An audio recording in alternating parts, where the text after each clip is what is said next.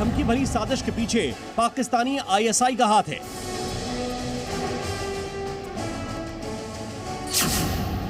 क्या हिंदुस्तान में चुनाव के बीच हड़कंप मचाने की साजिश थी? ये वो सवाल हैं जिनके इर्द गिर्द देश की सुरक्षा एजेंसियों की जांच चल रही है। दिल्ली के स्कूलों में बम होने की थ्रेट कॉल्स के मामले में शुरुआती जांच पूरी हो चुकी है। दिल्ली पुलिस के सर्च ऑपरेशन में किसी भी स्कूल के अंदर कोई भी बम या विस्फोटक चीज नहीं मिली और यह टेरर मेल पूरी तरह से हॉक्स कॉल करार दिया गया। मगर अब जांच एजेंसियां यह पता लगाने में जुटी हैं कि आखिर NCR में यह डर किसने फैलाया। NCR में 5 घंटे तक मचे इस पैनिक का बटन किसने दबाया।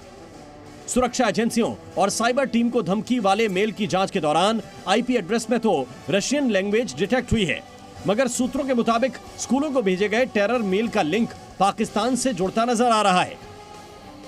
जांच एजेंसियों को शक है कि यह साजिश ISI के इशारे पर रची गई और इस साजिश को ISIS मॉड्यूल के तहत अंजाम दिया गया। धमकी वाला मेल sawarim@mail.ru से भेजा गया था।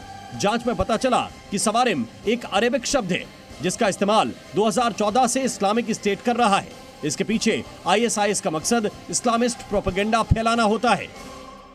ये ईमेल आखिर क्यों भेजा गया, कैसे भेजा गया, इसकी जांच तो चल ही रही है, लेकिन एक जांच आपके चैनल जी न्यूज ने भी की है, क्योंकि इसके ISIS एंगल होने की भी एक इशारे यहां पर मिलता हुआ नजर आता है।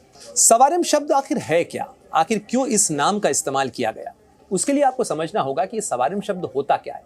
इसके लिए जब हमने पड़ताल की तो ये कुछ चौंकाने वाली चीजें सामने आई जो बताती हैं कि सवारिम शब्द का मतलब होता है तलवारों की टकराहट, और इस सवारिम शब्द का इस्तेमाल एक नशीद यानी एक प्रोपेगेंडा सॉन्ग के लिए ISIS की तरफ से किया गया था। 2014 के अंदर इस सॉन्ग को लॉन्च किया गया, इस गाने को लॉन्च किया गया और ISIS ने अपने प्रोपेगेंडा वीडियोस में और खासतौर पर युवाओं को रेडिकलाइज करने के लिए, उन्हें कट्टरपंथी जिहादी बनाने के लिए इसका इस्तेमाल किया गया।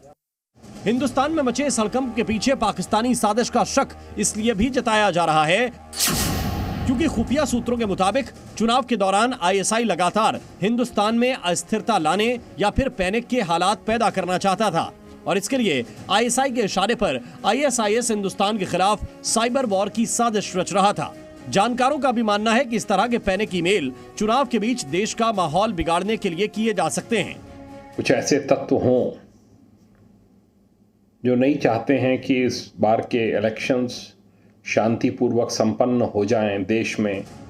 फिलहाल दिल्ली पुलिस की टीम और जांच एजेंसियां तमाम एंगल से इस मामले की तहकीकात कर रही हैं और ये भी पता लगाने की कोशिश की जा रही है कि इन धमकी भरे ईमेल के पीछे पाकिस्तान या किसी आतंकी संगठन की साजिश तो नहीं। ये एक प्रयोग भी हो सकता है। प्रयोग ये देखने के लिए हो सकता है कि आखिर प्रशासन कितनी जल्दी रिएक्ट करता है। ये रिएक्शन टाइम आमतौर पर आतंकी ये करने किसी घटना को अंजाम देने से पहले करते हैं ताकि प्रशासन का, सिस्टम का, जो पुलिस एजेंसीज हैं उनके रिएक्शन टाइम को एसेस किया जा सके। ये खतरनाक प्रयोग हो सकता है, इसलिए इसे कतई हल्के में नहीं लिया जाना चाहिए।